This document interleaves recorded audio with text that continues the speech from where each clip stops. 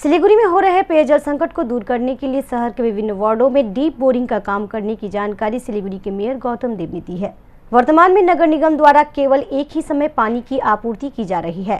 फुलवारी में intake well की सफाई करने के कारण ही इस तरह से पेयजल की समस्या हो रही है। 2 दिनों के बाद ही सब कुछ सामान्य होने की जानकारी मेयर ने दी है। शनिवार को टॉक टू मेयर कार्यक्रम में कई वार्ड के नागरिकों ने पेयजल की समस्या से मेयर को अवगत कराया। সবাই জল কিনে খেতে পারে না, আর 5 দিন 6 দিন মানুষের তো শৌচকর্ম, স্নান ইত্যাদি তো জল লাগে, খাবার জলের পরেও। তো সেই জন্য আমরা এটাকে ফেজ ওয়াইজ করছি।